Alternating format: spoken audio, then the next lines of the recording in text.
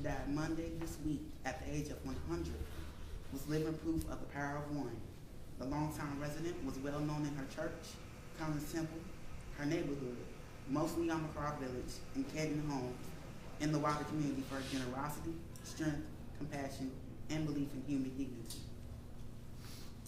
So, this picture is where they took Waddie up to his burial site, and this is his great nephews, and this is Waddie. So, she touched and inspired hundreds, if not thousands of people. She was best known for standing up for a former neighbor, Waddie Welcome, who was sent away to an out-of-town nursing home after his parents died. Mr. Welcome, who died a year ago at the age of 86, of cerebral palsy. He was a black man in a wheelchair who was easy to overlook. Mrs. Reeves had limited resources, but she also possessed a backbone of titanium. With the help of Chatham Savannah Citizen Advocacy, she brought Mr. Welcome back to Savannah. A native of Burke County, Mrs. Reeves was one of 10 children who grew up on the farm and learned the value of work and of cooking. If people went away hungry after sitting down at our table, it was their fault. Her funeral service is scheduled for 12:30 p.m. today at Collins Temple, with burial near the family home place. While her death is sad, her life is a cause for celebration. If this one woman changed her corner of the world, think of what could happen if others follow her example. Here were lessons of life.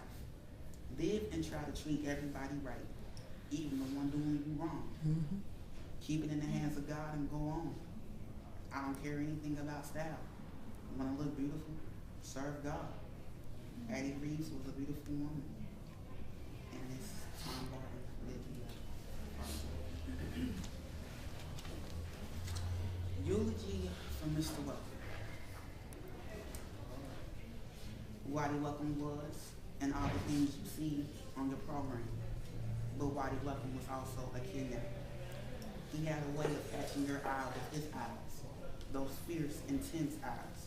And once he had you with his eyes, he would use that amazing smile, that quick laugh to hold you. Mr. Welcome captured Mrs. Addie Reeves many years ago, and they have been a team for over 50 years. Mr. Welcome kidnapped me in the nursing home. That is where I first met him. I took Lester Johnson to meet him, and he kidnapped Lester. And then he grabbed Deborah Selman and Jeff Allen and Susan Earl.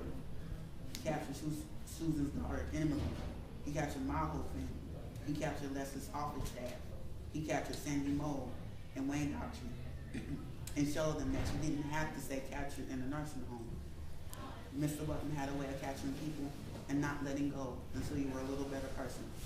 And Lord, if Mr. Welcome didn't manage to capture you and turn you into a better person, his teammate, Mrs. Reeves, would. You know how she works. First it's, have a biscuit. Then it's, how about some stewed chicken and some dumplings? And then it's, do others as you have them do unto you. And you realize that the lady saying it is living it as well. Mrs. Reeves captured Jane Fishman and Linda Wish and a bunch of others. Yes, Mr. Welcome was all those things that are listed on the program. But he was a kidnapper too. Here's a little story about how he grabbed two people from Cleveland, Ohio, and let them go as better people.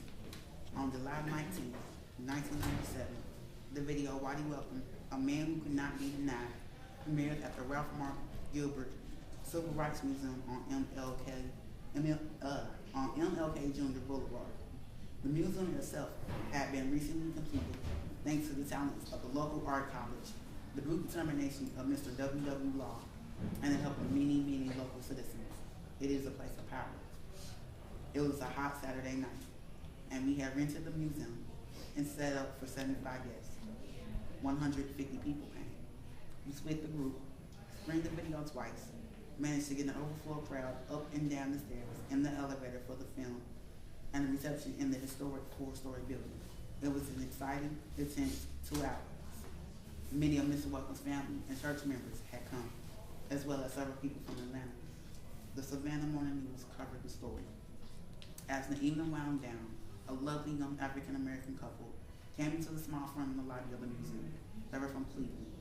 in town of tourists and seeing the museum buzzing with people had assumed it was open.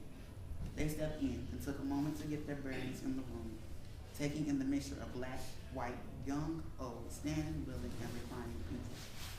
I heard the young woman ask the museum staff person, "What's going on here?" The staff person replied, "We are here to honor Mr. Welcome," as she nodded in his direction. The young woman's face first went to puzzle, then to reflective, then to a soft smile with moist eyes. She had, I believe, just a glimpse of a world better than the one she had stepped out of or would be stepping back to. And she knew it.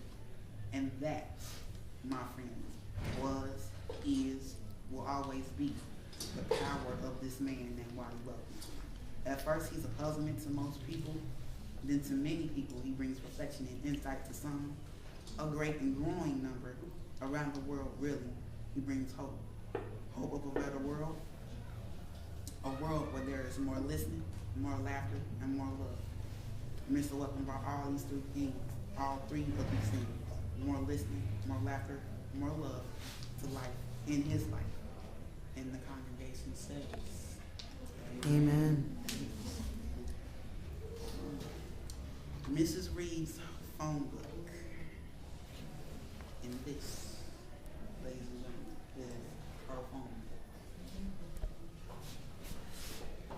Let me tell you, it is huge. It is huge. Visiting Mrs. Addie Reeves in her small apartment was a treat. She cooked almost non-stop and used only a small fan to beat back Savannah's hot and humid summers because air conditioning make you sick. Gospel music or a game show for the noise would be on. She would always be sitting in the gray metal rolling office chair, usually facing the front door, open in the spring, summer, and fall, with her back to the doorway between living room and kitchen. Her walking cane would most often be leaned up next to it. Her Bible was always in plain sight, most often in her lap. Her book, handmade over, I'm guessing at least a 25-year period, would be on the couch or coffee table.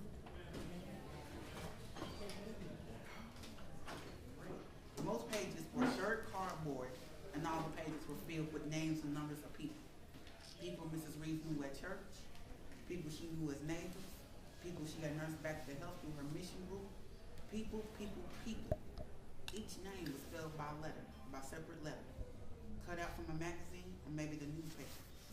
Mrs. Reeves spent some time each day cutting letters out of magazines and storing them in a shallow cardboard box that she had sectioned into 36 little compartments by sewing cardboard strips into the box as dividers. Thousands of hand-cut little letters and numerals laid in this box each day. Each letter was taped or glued into the book to spell page after page of names. The book itself was bound with Scotch tape, duct tape, and glue.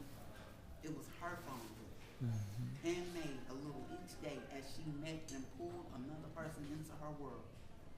I spent more and more time with Mrs. Reeves when she joined and served on the Chatham-Savannah Citizen Advocacy Board for 3 years, then 6.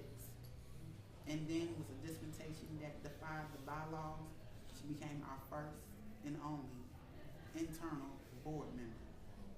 I always loved her phone book, and when I took people over to meet Mrs. Reeves, I would ask her to let me show them the book. She would. One day, she was probably 97 or 98 at the time. She told me, "Mr. Calder, I'm gonna leave you my book." And I told her that she was going to be coming to my funeral, but I appreciate it. In her 99th year, the conversation turned a little more serious. But after her death, at 100 years and 30 days, I was still surprised and honored when her son Robert, down from Chicago, told me that his mama had said for me to get the book. Her direction. At my death, this book goes to Mr. Tom Cole.